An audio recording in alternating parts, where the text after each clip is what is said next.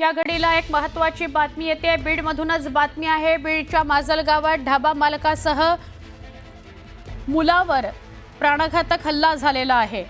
यात महादेव गायकवाड यांचा मृत्यू झालाय। गंभीर जखमी असलेला मुलगा आशुतोष महादेव गायकवाड याच्यावर सध्या उपचार सुरू आहेत। अत्यंत धक्कादायक बातमी। बीडमध्ये चाललंय काय असा प्रश्न सातत्याने निर्माण होतोय। रोज बीडमधून अशा कुठल्या ना कुठल्या मारामारीच्या, खून, हत्या अशा घटना समोर येत आहेत। बीडमधल्या या घटनेमुळे कायदा सुव्यवस्थेचे धिंडवडे निघालेले आहेत। माजलगाव शहरापासून 4 किलोमीटर अंतरावर नागडगाव पाटी कॉर्नरवर गावरान ढाबा मालक महादेव गायकवाड यांच्यावर आणि त्यांच्या मुलावर हल्ला झाला। आमचे प्रतिनिधी सुरेश जाधव यांच्याशी बोलूया। सुरेश, काय अधिक माहिती? धक्कादायक घटना आहे ही। काल रात्री 7:30च्या दरम्यानची ही घटना आहे। बिल देण्याच्या वादावरून ही घटना घडली आणि त्यामधून जे संबंधित होते त्यांनी ढाबा मालकाला आणि त्याच्या मुलाला देखील गंभीर पद्धतीने मारहाण केली।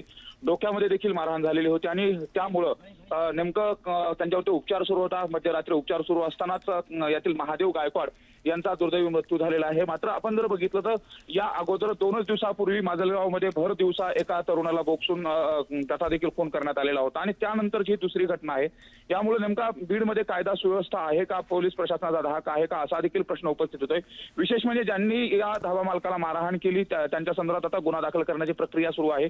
मात्र अशा पद्धतीने ही घटना का घडली याचं कारण देखील काय होतं हे देखील आता या पोलीस तपासातून समोर येणार आहे। मात्र 2 जणांना अमानुष पद्धतीने मारहाण करण्यात आली होती, त्यामध्ये 1 जणाचा मृत्यू झालेला आहे। त्यामुळे माजलगाव शहरामध्ये खळबळ उडाली आहे आणि जे आरोपी आहेत त्यांना तात्काळ अटक करावं अशा पद्धतीने मयताच्या नातेवाईकांनी देखील मागणी केली। त्यामुळे या घटनेनंतर आता पोलीस प्रशासन देखील अलर्ट झालेलं आहे। घटनास्थळावरती वरिष्ठ अधिकारी देखील गेलेले आहेत। त्यानंतर आता गुन्हा दाखल करण्याची प्रक्रिया सुरू आहे। यामध्ये आरोपींना अटक केलं जातं का हे देखील पाहणं महत्त्वाचं असेल।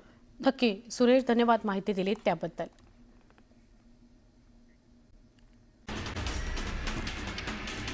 चिपळूण तालुक्यातील पाचाड या गावातील नागरिक गेल्या 30 वर्षांपासून एका महत्त्वाच्या पायाभूत सुविधेपासून वंचित आहेत। 1995 साली गावाकरता पाझर तलावाचं काम सुरू करण्यात आलं होतं, पण हे काम आज तागायत अपूर्णच राहिलं असून त्यामुळे गावकऱ्यांना भीषण पाण्याच्या टंचाईला तोंड द्यावं लागतंय। गावातील पिण्याच्या पाण्याची अवस्था पूर्णतः कोलमडली आहे। सध्या शेजारच्या कळवंडे धरणातून पंपानं पाणी ओढून विहिरीत टाकलं जात आहे। हे पाणी अत्यंत दूषित असून त्याचा थेट परिणाम आरोग्यावर होऊ लागलाय। जळगावच्या अमळनेर तालुक्यात पुन्हा 4 ठिकाणी आगी लागल्या असून शेतकऱ्यांचं लाखो रुपयांचं नुकसान झालंय। यापैकी तरवाडे आणि ढेकू खुर्द इथं विद्युत तारांच्या शॉर्ट सर्किटमुळे आग लागल्याची प्राथमिक माहिती आहे। तरवाडे इथं मका आणि ठिबक साहित्य जळून 70 लाखांचं नुकसान झालंय। पंढरपुरात आदर्श पब्लिक स्कूल आणि राज्यातील 3ऱ्या सैनिक स्कूलमध्ये जिल्ह्यातील पहिले AI स्मार्ट पॅनल अंतर्गत मुलांना शिकवण्याकरता आधुनिक फळं बसवण्यात आलेली आहेत। यामुळे विद्यार्थ्यांना AI तंत्रज्ञान प्रश्न सुद्धा विचारू शकतात।